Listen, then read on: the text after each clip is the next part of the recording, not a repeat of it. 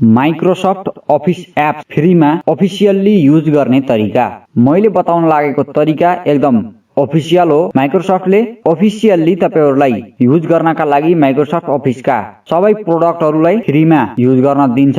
फरक यति हो कि तपाईहरु जुन पर्चेज गर्नुहुन्छ त्यसमा भएका जस्ता सम्पूर्ण फंक्सनहरु तपाईले फिचरहरु सबै पाउनुहुन्न। केही लिमिटेड फिचरहरुका साथमा तपाईहरुले त्यसलाई युज गर्न सक्नुहुनेछ र यो अफिस अनलाइन हो, हामीले यसलाई अफलाइनमा युज गर्न सकिने छैन। यसलाई तपाईहरुले युज गर्नका लागि स्टार्ट बटनमा क्लिक गरेर तपाईहरुले अफिस भनेर सर्च गर्नुहोस्। त्यसपछि तपाईहरुले त्यहाँ एउटा एप देख्न सक्नुहुनेछ। त्यस एपलाई ओपन गर्नुहोस् र यदि तपाईहरुले एप देख्नु भएन भने आफ्नो कम्प्युटरमा रहेको माइक्रोसफ्ट स्टोरलाई ओपन गर्नुहोस्। त्यसपछि त्यहाँ गएर अफिस भनेर सर्च गर्नुहोस् र सर्च गर्दा भेटिएन भने तपाईहरुले फिल्टरमा क्लिक गरेर त्यहाँ फ्रीमा क्लिक गर्नुहोस्। त्यसपछि तपाईहरुको त्यो फ्री अफिस एप तपाईहरुले देख्न सक्नुहुनेछ र त्यसलाई तपाईले आफ्नो कम्प्युटरमा इन्स्टल गरेर ओपन गर्नुहोस्। ओपन गरिसकेपछि साइन इनका लागि साइन इन गर्नुपर्ने हुन्छ। तपाईहरुले एउटा माइक्रोसफ्ट एकाउन्ट बनाएर त्यसलाई साइन इन गर्नुहोस्। साइन इन गरिसकेपछि तपाईहरुले माइक्रोसफ्ट अफिसका सम्पूर्ण प्रोडक्टहरुलाई त्यहाँ एउटा साइडमा लिस्टेड देख्न सक्नुहुनेछ। Word, Excel, PowerPoint, Access, Outlook, OneDrive, Skype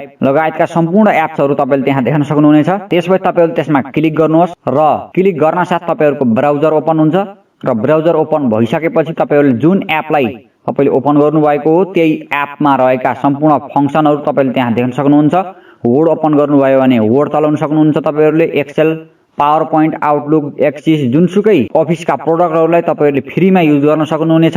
अथवा तपाईहरु ब्राउजरमा गएर office.com मा गएर त्यहाँ पनि साइन इन गर्न सक्नुहुनेछ। तर तपाईहरुले त्यहाँ तपाईहरुले आफ्नो कम्प्युटरमा लगेका लोकल फाइलहरु देख्न सक्नुहुने छैन। त्यसैले तपाईहरुले आफ्नो अफिस एपबाट जानुभयो भने तपाईहरुले आफ्नो कम्प्युटरमा भर्खरै क्रिएट गरेका लोकल फाइलहरु पनि त्यहाँ देख्न सक्नुहुनेछ र ती फाइलहरुलाई डाइरेक्ट त्यही अफिस एपबाट ओपन पनि गर्न सक्नुहुनेछ। अथवा त्यसको राइट साइडमा रहेका ती प्रोडक्टहरुमा क्लिक गरेर तपाईहरुले नयाँ ब्ल्याङ्क डकुमेन्ट क्रिएट गरेर पनि आफ्नो अफिसका कामहरु ती फ्री अफिस एपबाट गर्न सक्नुहुनेछ। र हरेक पटक तपाईहरुले अफिस मा आफ्नो काम गरेर ती फाइलहरु क्रिएट भइसकेपछि तपाईहरुले आफ्नो कम्प्युटरमा त्यसलाई डाउनलोड गर्न पनि सक्नुहुनेछ।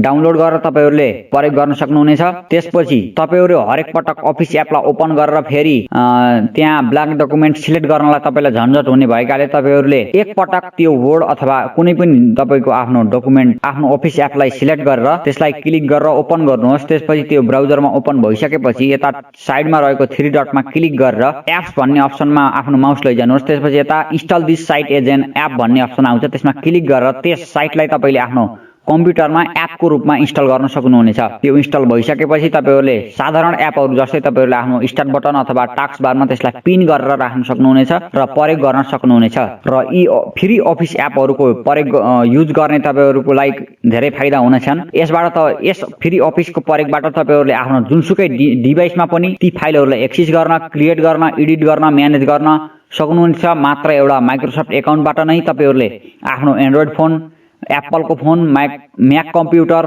विन्डोज ल्यापटप अथवा जुनसुकै platform Linux, Android OS, PC OS जुनसुकै कम्प्युटर, ल्यापटपमा तपाईहरुले यस अफिस एपलाई इन्स्टल गर्नुहोस् र त्यो अफिस एपबाट तपाईहरुले आफ्नो फ्री अफिसलाई जुनसुकै डिभाइसबाट पनि एक्सेस गर्न सक्नुहुनेछ। माइक्रोसफ्टले फ्रीमा तपाईहरुलाई वन ड्राइभमा आफ्नो 5GB स्टोरेज दिनेछ। त्यस स्टोरेजमा तपाईहरुले आफ्ना अनलाइन क्रिएट गरेका डकुमेन्टहरुलाई सेभ गर्न सक्नुहुनेछ र जुनसुकै डिभाइसबाट पनि तपाईहरुले त्यसलाई एक्सेस गर्न सक्नुहुनेछ। र यदि तपाईहरु यो फ्री अफिस चलाउन चाहनुहुन्न, तपाईहरुले फ्रीमा नै त्यसको अफिसियल एप्सहरु फ्रीमा पर्मानेन्टली एक्टिभेट गरेर चलाउन चाहनुहुन्छ भने तपाईहरुले मेरो अफिस 2019 अथवा 2021 डाउनलोड गर्ने भिडियोहरु दुईवटा छन्। त्यसको लिंक मैले डिस्क्रिप्सनमा दिन्छु, त्यो हेर्न पनि सक्नुहुन्छ। अथवा तपाईहरु मेरो वेबसाइटमा गएर पनि डाउनलोड गर्ने तरिका सिक्न सक्नुहुनेछ। मैले त्यहाँ ब्लग पोस्टहरु हालेको छु। र तपाईहरुले वेबसाइट बनाएर अनलाइन अर्निङ गर्न चाहनुहुन्छ र एउटा सस्तो होस्टिङ र डोमेन नेम दिने प्रोवाइडरको खोजीमा हुनुहुन्छ भने मैले डिस्क्रिप्सनमा लिंक राखिदिएको छु। त्यो लिंकको थ्रु गएर तपाईहरुले डोमेन नेम र होस्टिङलाई सुलभ र सस्तो दरमा पाउन सक्नुहुनेछ।